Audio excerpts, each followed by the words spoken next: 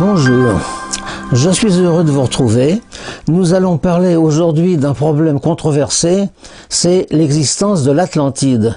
En général, on considère que l'Atlantide est un mythe, un continent totalement mythique. Je vais essayer de démontrer qu'il n'en est rien. Notre principale source de renseignements sur l'Atlantide, c'est Platon. Or, Platon nous dit que l'Atlantide était un continent situé au-delà des colonnes d'Hercule, ce qui veut dire au-delà du détroit de Gibraltar, autrement dit en plein Atlantique. C'était une grande île, d'après Platon, qui mesurait à peu près 3 millions de kilomètres carrés, transformée évidemment en mesure moderne, ce qui fait à peu près 6 fois la France. Elle était composée d'une plaine de 200 000 kilomètres carrés, à peu près 5 fois la Suisse, entourée d'une ceinture de montagnes. Au sud de cette plaine, il y avait la capitale, qui était reliée à la mer par un canal. Au milieu de la capitale se trouvait l'Acropole, une colline surmontée d'un temple dédié au dieu Poséidon, qui était le nom grec d'ailleurs de Neptune. Le degré de civilisation des habitants, les Atlantes, était assez élevé, pas élevé de façon extraordinaire, mais plus élevé que l'Europe. Ils connaissaient déjà le travail des métaux, alors que l'Europe, on était encore à l'âge de pierre. Ils avaient des mines, notamment d'or, de cuivre et d'orichalque, un métal inconnu. On suppose que c'était un alliage or-cuivre, mais sans certitude. Platon nous raconte qu'un jour, les dieux ont envoyé sur l'Atlantide un déluge et un raz-de-marée absolument extraordinaire qui a fait que l'île a été engloutie dans les flots en l'espace d'une nuit. Il s'agit probablement d'un effondrement de terrain. Les rescapés, parce qu'il y en a eu certainement, se sont enfuis en bateau vers l'Afrique, c'est-à-dire vers l'Est, peut-être aussi vers l'Europe, c'est difficile à savoir, et naturellement également vers l'Ouest, c'est-à-dire vers l'Amérique. Comment Platon connaissait-il cela? C'était à la suite de la découverte des manuscrits de Solon qui remontaient à peu près au VIe siècle avant l'ère chrétienne. Comme le pays occupait le centre de l'océan Atlantique, il est bien probable que les Açores en sont les vestiges. Alors l'Atlantide est-elle un mythe ou une réalité? En général, la science universitaire considère qu'il s'agit d'un mythe inventé par Platon qui aurait utilisé ce moyen pour décrire une société idéale. À mon avis, cette affirmation contient 3 erreurs. Tout d'abord, le récit de Platon n'a absolument pas le ton d'un mythe. Il existe des mythes chez Platon, ils n'ont pas du tout le même style. Le ton de Platon est celui d'un rapport historique ou d'une description géographique, pas du tout le ton d'un mythe. Deuxièmement, Platon ne décrit pas du tout une société idéale, il décrit une société qui a ses défauts et ses qualités. La terre est assez fertile, le commerce y est florissant, mais ce n'est pas du tout un idéal, ce n'est pas un paradis terrestre.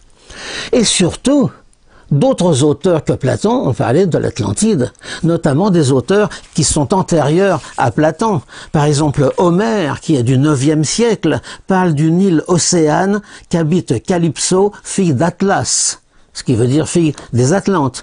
Hécatée de Milet au VIe siècle mentionne également les Atlantes.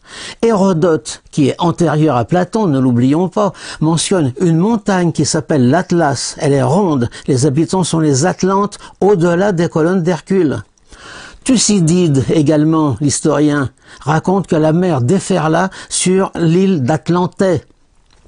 Il y en a aussi qui sont postérieurs à Platon, mais qui rapportent des traditions anciennes sans s'inspirer de Platon. Théopompe, par exemple, qui mentionne les Atlantes. Théophraste, qui cite le cataclysme qui engloutit l'Atlantide. Diodore de Sicile, qui décrit les Atlantes qui avaient une terre prospère. Leur premier roi fut Ouranos. Les dieux sont nés chez eux.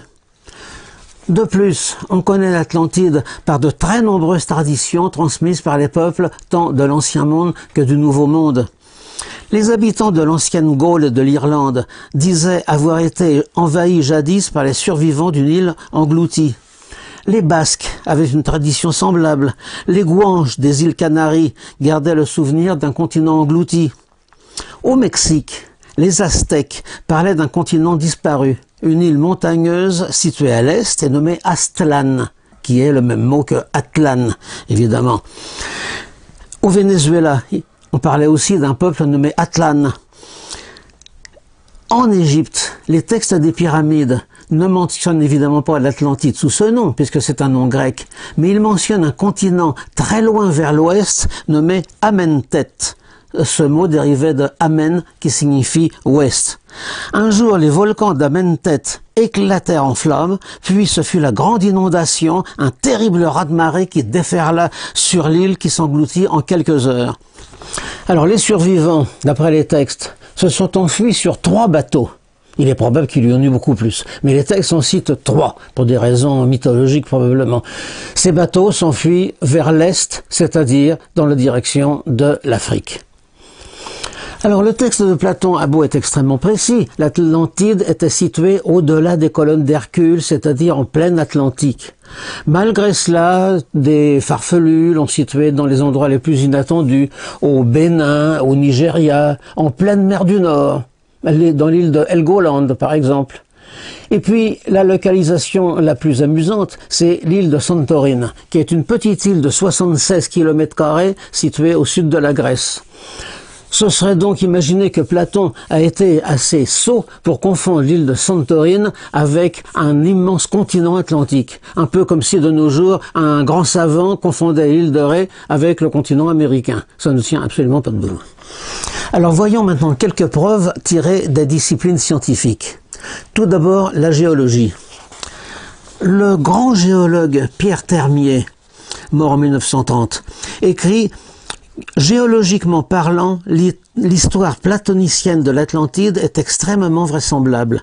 Toute la région au nord des Açores a été engloutie très récemment à une époque qui, pour les géologues, appartient déjà au présent.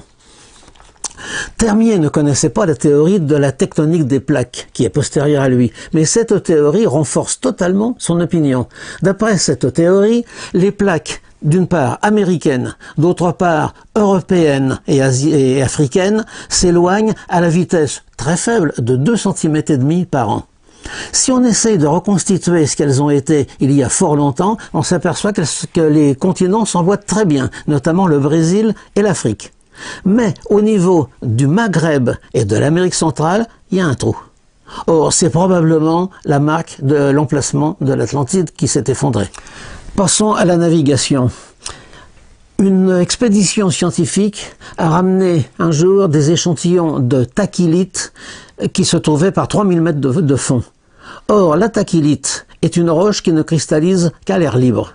Comment se fait-il qu'elle se soit cristallisée à l'air libre et qu'on la retrouve maintenant à 3000 mètres de profondeur, si ce n'est pas une preuve de l'effondrement de l'Atlantide?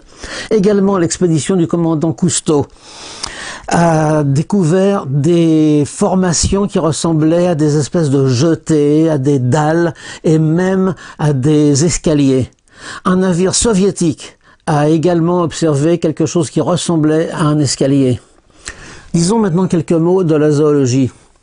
Parmi les animaux dont Platon peuple l'Atlantide figure notamment l'éléphant. Mais l'éléphant est un animal de l'ancien monde, totalement inconnu en Amérique. Comment est-ce que les Amérindiens auraient-ils pu le connaître? Or justement, on a retrouvé en Amérique centrale des représentations très nettes d'éléphants. Comparons un peu les civilisations aussi de part et d'autre de l'Atlantique. On trouve certains symboles religieux identiques, la structure du calendrier est identique, et principalement, citons les pyramides à degrés. Comparons les pyramides des Mayas avec la pyramide de Saqqara en Égypte. Elles ont exactement la même forme. Pour finir, la linguistique. On a pu établir une vingtaine de mots, c'est pas énorme, qui se ressemblent énormément entre les langues d'Amérique et les langues d'Europe. L'exemple le plus typique, c'est le mot pour Dieu, qui se dit Théotre dans la langue des Aztèques au Mexique et qui se dit Théos en grec. Essayons maintenant de savoir ce que sont devenus les rescapés de la catastrophe qui engloutit l'Atlantide. Il ne faut pas compter sur Platon pour cela. Platon n'en dit pas un mot. En revanche, les textes égyptiens, les textes des pyramides, nous décrivent très en détail le trajet qu'ont suivi ces rescapés. Un immense avantage, c'est que les noms géographiques cités par les textes égyptiens sont restés à peu près inchangés jusqu'à nos jours et se retrouvent sur une carte d'Afrique. Les bateaux ont abordé sur la côte du Maroc, au cap Rher, qui de nos jours s'appelle le Cap Guire. C'est à peu près le même nom. Les survivants ont emprunté ensuite la vallée du Souss. De nos jours, c'est l'Oued Souss. Cette région a pris le nom de Baha. En égyptien, Baha signifie inondation. Et c'est encore son nom actuel. D'ailleurs, une tribu berbère se nomme Haït Baha, ce qui veut dire les fils de l'inondation. Une autre tribu berbère s'appelle Haït Ament, ce qui veut dire les fils d'Amentet. Les survivants arrivent dans la région du Touat. Les textes égyptiens l'appellent le Touat et de nos jours, elle s'appelle encore le Touat. Ils atteignent Gat, traversent le Fezzan en Libye. Ils passent par Djagaboub au nord-est de la Libye et aboutissent enfin au Nil. Et tous ces noms se retrouvent exactement sur des cartes géographiques modernes, ce qui est une preuve formelle de la véracité de leur dire. En conclusion, cette migration, à mon avis, ouvre des horizons insoupçonnés sur le passé de l'humanité. Malheureusement, les milieux universitaires ne montrent pas beaucoup d'empressement à en étudier les détails. À mon avis, voilà ce qui s'est passé. Après le cataclysme, le souvenir de ces événements bien réels s'est estompé et une mythologie s'est constituée. Le royaume des morts, au sens propre, c'est-à-dire Amentet, l'Atlantide engloutie, est devenu le royaume des morts au sens religieux, au sens figuré. Il est frappant que dans la région égyptienne, le Touat était une sorte de purgatoire qu'il fallait traverser avant d'arriver au royaume des morts. Or, la migration des survivants a traversé le Touat, région du sud-est de l'Algérie, avant d'arriver jusqu'au Nil en Égypte.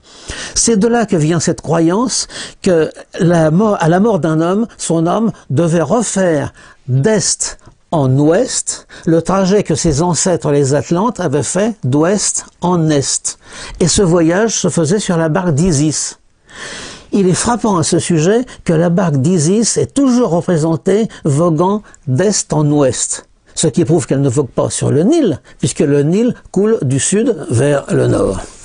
Si tout cela est vrai, eh bien il faut en conclure que la civilisation qui a influencé les autres civilisations, au moins de part et d'autre de l'Atlantique, c'est la civilisation des Atlantes, dont en fin de compte nous sommes les héritiers. Alors pour ceux qui sont intéressés par ce sujet, je signale que j'ai écrit un petit livre, L'Atlantide, le continent perdu, qu'on peut se procurer à mon adresse.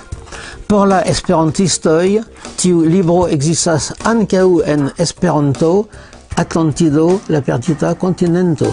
Ne hezitu kontakti min. Ĝis revido. Au revoir.